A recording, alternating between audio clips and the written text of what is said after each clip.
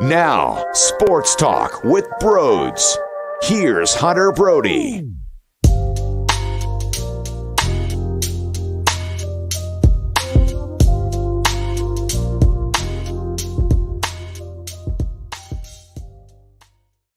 Make it 8. Make it 8. Make it 8. Make it 8. The Phillies win 7-5 over the Arizona Diamondbacks. Make it 8 straight wins. Rob Thompson does it again. Although, to be fair, for the first time, I do have some questions on what he did when he went to the bullpen. But there's a difference now because, I don't know, maybe someone named Rhys Hoskins steps up and hits his second of the night when the team needed him big time. And wow, you hang it, he bangs it. Sir Anthony Dominguez had his fellow teammates back, whether it was Kyle Gibson or Brad Hand. He enters the game and throws 100-mile-per-hour sinkers. Did he get a little help with the blue behind the dish? Maybe.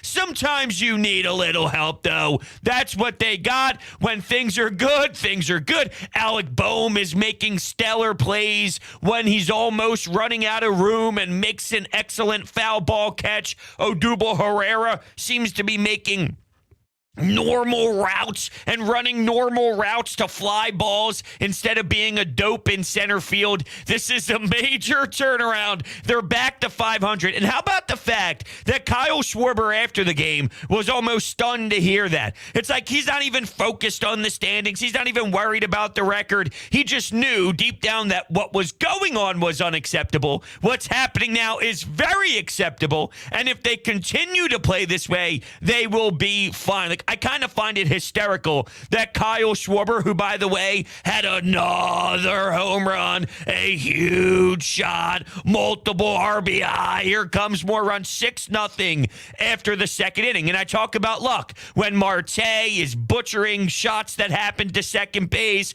and Stubbs is putting the ball in play and it's going into the outfield, sometimes when you're rolling, you just got to keep taking advantage of these fortunate circumstances that are in your favor. And the more and more you do that, the more and more we will continue to rack up those victories. But all around, it's just tremendous. I can't get enough of it. Every single night, it's 7 o'clock, and you feel every single person in the Philadelphia area, whether you're in Delaware, whether you're in South Philly, West Philly, North Philly, whether you're in South Jersey, whether you made the trip down the shore, everyone is stoked for that first pitch. And they got to Zach Gallen, and Zach Gallen, local product, Bishop Eustace, but he's had a really good start to the season. His ERA entering the night was 2.40. Now, he couldn't even get out of that second inning. I believe he finished with, 1 2/3 or something along those lines. But if you look at some of his other outings this season, on May 30th, he went 5 2/3, 2 earned runs. On June 5th, he went 6 innings, 2 earned runs. In May, just a couple other things that stand out: 5 innings, 1 earned run; 6 innings, 1 earned run; 7 innings, 0 earned runs with 7 strikeouts. On May 14th, he went 6 innings and had 9 strikeouts. On May 2nd, 6 1/3, 2 earned runs. So he was putting together really good games. And when Corbin Burns struggled in his second inning to go through this powerful lineup, Didi Gregorius is going the other way. Rhys Hoskins is hitting 2 home runs. Now, 1 was late, but I'm just talking about, you look at Corbin Burns, you look at Zach Gallen. These are 2 pitchers that are respected, and this year Zach Gallen respected. How about this? They needed a combined, and this is courtesy of my guy Bob Wankel, who covers the Phillies for Crossing Broad. Those 2 pitchers needed a combined 179 pitches to record 18 outs against the Phillies over the last 2 days. That's mind-blowing to think about. I know I label a lot of things impossible, like Joe Girardi only having a couple conversations with Nick Castellanos. That stat sounds like it would be an impossible one. Bryce Harper, 3 hits, going the other way, taking advantage of what is given to him. Didi Gregorius, I can't get enough of how much of the field he's utilizing. Not only that, you're seeing defensive plays over on the right side of the field, right side of the diamond. He's just out there. He's doing his thing all over the place at this point. Healthy Didi. Healthy Didi. I'm going to have a bone to pick tomorrow with Tyrone Johnson, which you should tune in on Saturday morning, 9 a.m. to noon. He gives Didi a little too much pushback for my liking, so I'm going to have to bring that up to him. Absolutely make sure you check out that show. We're going to have a blast breaking down the Phils. We're going to talk a little bit about Al Horford and the 76ers and the Boston Celtics Warriors Series 2. How about that for a shameless plug 5 minutes into this beautiful breakdown of some Phillies baseball? But all right.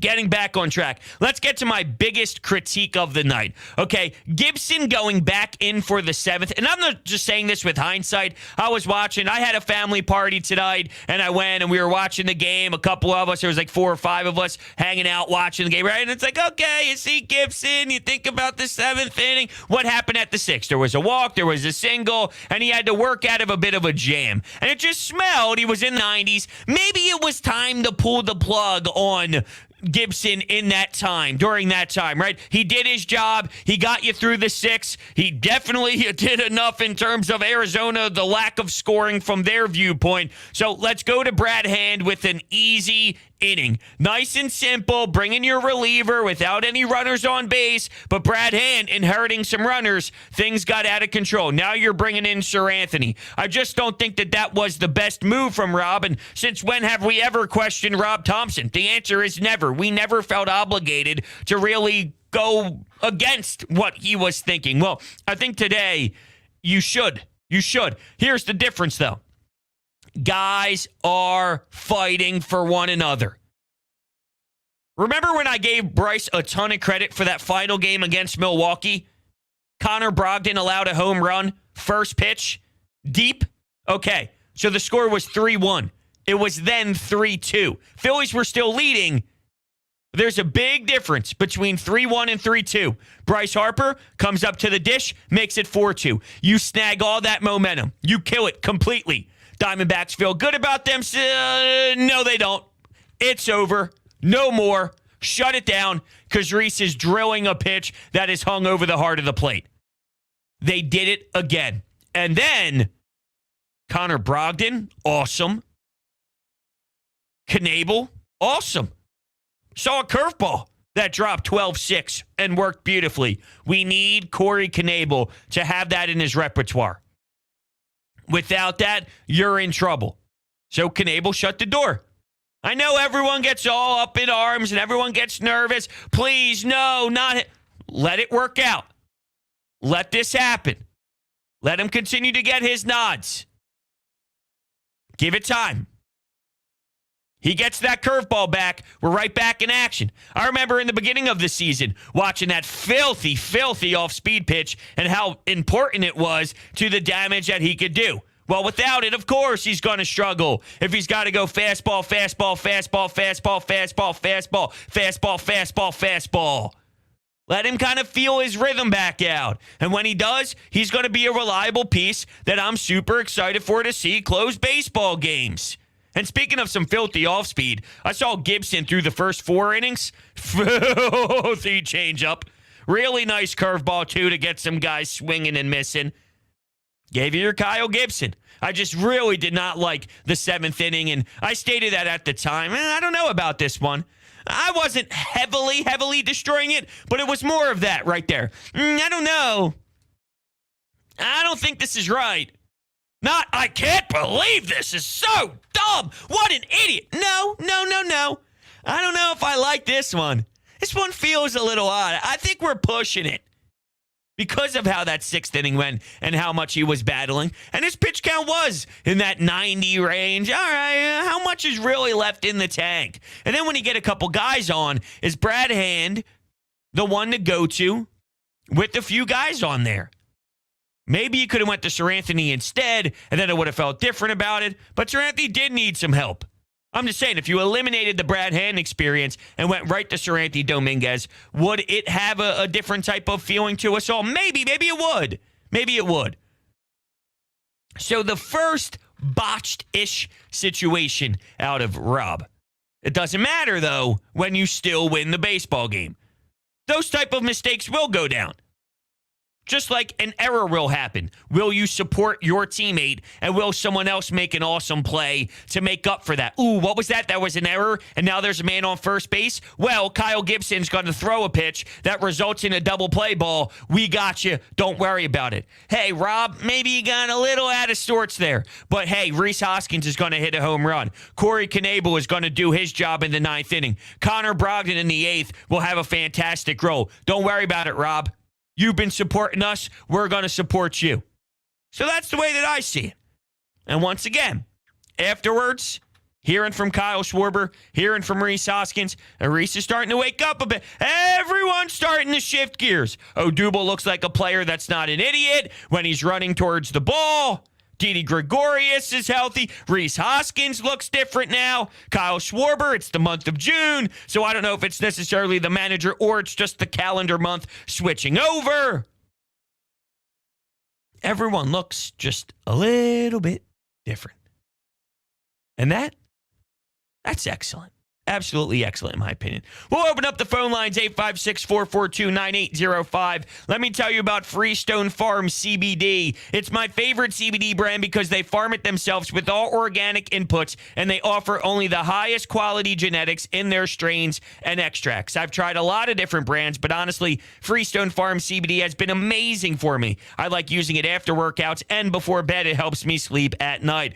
What's even more exciting, if you check out their tropical tasting Bayox, it clocks in at 24.1% CBD. You can utilize promo code BROADS for 20% off at checkout at FreestoneFarmCBD.com. The link is down below in the description. Let's just go right to the phones and hear the pulse of you all out there listening. Let's bring in our first caller. Welcome on into the show. How are you feeling tonight? Hello, can you hear me? You're on the air. What a game. It really set the tone for these upcoming series, because I really think like the Phillies do struggle, at least in the past, against these bad teams. So I really think that this was a good tone center. I know Rob Thompson's decision to put Corey Knebel in the ninth inning was absolutely perfect in my opinion, because he had a bit of a cushion to work with. But it also was going to be considered a safe. So it really could get Corey Knebel's confidence up. At the same time, it's not too much of a risky move. I think that was a perfect decision to have Corey Knebel close out the ninth. Yeah, we knew that was going to happen. He's been pretty vocal and has told everybody. He's looked at the cameras, looked at the media members right in the eyes and stated, Corey Knebel is our guy. So there was really no debate about it or no questions about it. It was going to be Corey Knebel, and I have no problem with that approach because he's instilling confidence in the man. But you're absolutely correct in regards to how this team sometimes plays down to their opponent, and they basically washed that early start to the year and how putrid it was. This win streak of 8 games basically eliminates that and puts them right back on track on where they were prior to how ugly it got. And this team specifically, the Diamondbacks, that is, if you date back to last season when we finally had a little bit of noise and excitement, you end up losing some painful games to this exact franchise. So to respond the way they did tonight, responding from, that awful time last year, which isn't really a response, but, just to beat a team the way that they did today when you have to win this baseball game against an opponent that you should beat, it's a good feeling. Going to be a good matchup tomorrow. A little Bumgarner Wheeler action. I'm excited for that. Yeah, I need Wheeler back. I need to see Wheeler back. Congratulations to the Wheeler family. Of course, he was out with a paternity leave, so he was off and taking some time away with his fam. Let's go to Madison Bumgarner's stats. Madison Bumgarner this year has a 3.64 ERA. I remember a few years back it was touching that 6, but he only played 9 games that year. I didn't realize it was that little. Once he got to Arizona, he had it was his first year in 2020. Well, the season was short that year. That was the shortened season. But he had a 6.48 ERA with 9 starts. Followed up by a 4.67 ERA in 26 starts. And then this year, he's off to a 3.64 ERA. Man, his days back in San Francisco from 2013 through 2016, a 2.98, a 2.93, a 2.74, a 2.77. There was something filthy about him taking the ball in all those playoff moments. Give me the damn baseball. You're afraid. Just seeing his face scares you because you know how much he was dialed in. Those were the Madison Bumgarner days that, just from a baseball fan level, I really do miss. But I miss Zach Wheeler, and I want to see Zach Wheeler. We get that out of Zach Wheeler right now when he takes the mound, and I want to see him put this team in a great position to take yet another series by showing Arizona, okay, you struggled with Gibson through 4 or 5 innings or so, and then you got to the 6th, whatever. You got to him 6, 7. Okay, you struggle with him through 4 and 5. Wait till you see me go 8. Okay. Wait till you see me go 8 1/3. Damn it. Let's hear it from Amadeo. What's happening, Amadeo? 8 straight wins. Rob Thompson is the best manager in baseball history. How's that for you? Yeah, it's a good time. It's a good time for sure, and it's a good way to sleep at night knowing, bang, they execute once again. 7-5. Good W for this team. They're winning in a lot of different ways. They're showing you versatility on how they're getting it done, and when you can do it on a different way, a different night. Look, Didi Gregorius the other day was really explosive. Bryson Stott can hit you a walk-off. Bryce Harper gives you a grand slam. Like the way Rhys Hoskins, 2 home runs. Kyle Schwarber doing it. You can pick on one person throughout the last week, and they probably had an impactful part to a huge victory. And once again, that goes back to the depth of this order, too. Not just how dominant they could be from hitting home runs, but it's the length and how they can draw out the process if you're a starting pitcher or even a relief pitcher, on how difficult it can be to run through all of these professional hitters. Exactly. And I think all of the negative Phillies fans and trolls out there were just itching at their Twitter feed just to post, oh, here's the Phillies again. They're blowing that lead. They're going to lose the game. But you know what?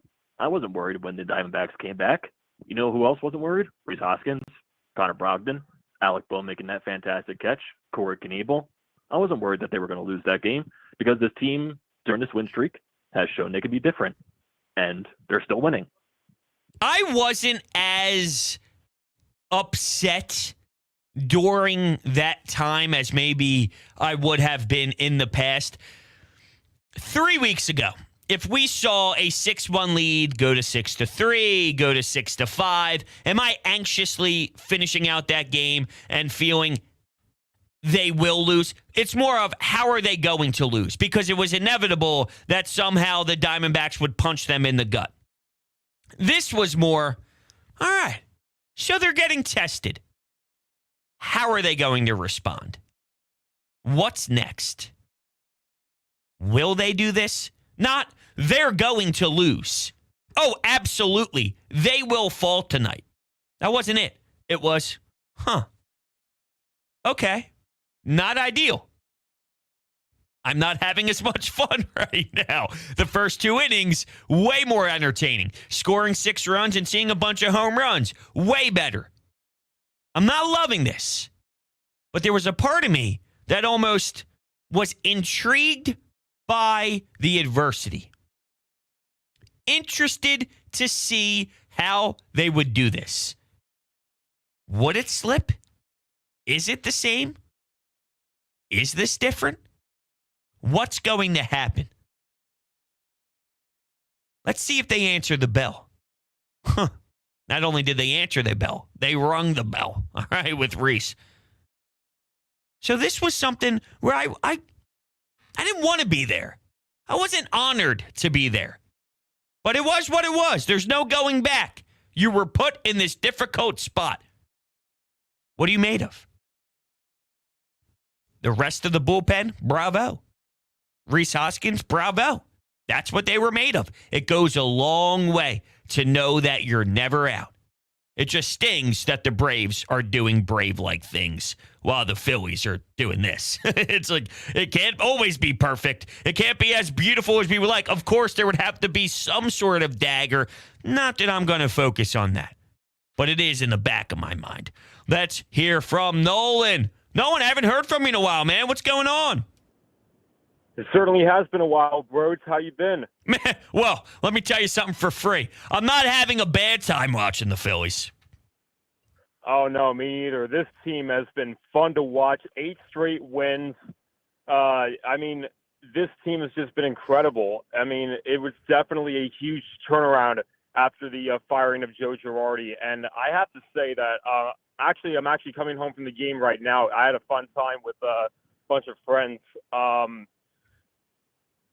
Rhys Hoskins with those 2 home runs, that definitely has continued to be a huge confidence boost for him, in the middle of the lineup. And Kyle Schwarber, too, at the top with that monster 3-run shot. And Gibson was effective. He definitely he did pitch effectively in this game. I think the decision to leave him out in that 7th inning was a little bit risque by Rob Thompson, but Gibson did pitch well. And I think another thing that I want to touch upon is that over the last handful of games, especially going back to that series in Milwaukee, the lineup from top to bottom, everybody's been contributing, and it's been such really great to see everybody, especially the young guys, contributing for this team.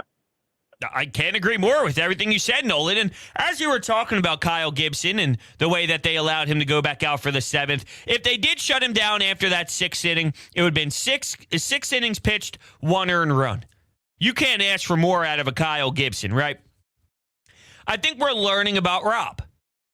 Just like I wanted to learn about what this team was about when they did lose the 6-1 lead and it was now 6-5. It was about what we can take, what information and knowledge are we going to have to stash away so we have more talking points and just an understanding more about this collective group of guys. Well, when Joe Girardi gets canned, nobody knew what Rob Thompson was all about. No one really even heard his voice before, right? How many Phillies fans go, oh, Rob Thompson, I know exactly how he's going to manage this baseball team? Absolutely not. He's very vocal about the young kids changing energy. He's very proud of his players, and he really gives them the extra motivation and the pat on the back, and he plays that type of lifestyle to his managerial role. Like, he's like, always player, player, player, player, player. Well, he's probably going to give players a longer leash and say, have at it. Have at it. Have at it. Maybe at least for now, just to get that connection with the players that Joe Girardi lacked, that he didn't have. Maybe it'll change. I just watched the NBA Finals Game 4. Steve Kerr had to pull Draymond Green out of the game, and it helped, and it benefited that team. You know how difficult it is to tell Draymond Green, you're done, sit on the bench, and look how much more successful we are when you're not even playing anymore, right? That's a hard thing to do, but the reason why he's capable of doing that is because of the relationship between Draymond Green and Steve Kerr. I'm not telling you Rob Thompson has the same relationship as a dude and Steve Kerr who won multiple championships with this group of men on the basketball floor, because clearly that's way more to an extreme, but it's just about that idea and that concept that we're going to give Kyle Gibson the opportunity to go out for the 7th. I want him to know I believe in you. We feel strongly about you taking that bump for the 7th. Yeah, the 6 was the 6, and he had to work with a couple base runners. But you're a dog. You're a vet. We know what you're capable of. Do it. That's sort of what he's telling these players by his decisions. And the reason I bring up Steve Kerr is maybe that's what he wants to do now. And then as we get deeper, August, September, big games happen down the stretch. Maybe he realizes, hey, the last time I went for the 7th, I knew it backfired. I can't do it anymore. Hey, Gibby, you're sitting down now. Hey, man, I appreciate it. You go get that ball from him in the 5th inning with 2 outs if need be. Maybe it changes as time moves forward once he creates that bond that he's looking for. and recognizes that, okay, we've made certain decisions in the past, seeing what can go down. We saw it. No, not anymore. Or they do their job, they execute well, and hey, we've seen him get that 7th. He's done it 3 times now. He failed the first time, but the next 3 was sensational. So, of course, if that comes up again, you will get the ball again. It's still a learning curve for the manager as well. I'm just throwing it out there, right? These are things to think about. I'm always heavy analyze. Okay, what does this mean now? What does this mean down the road? What happens between that time for what can occur later on?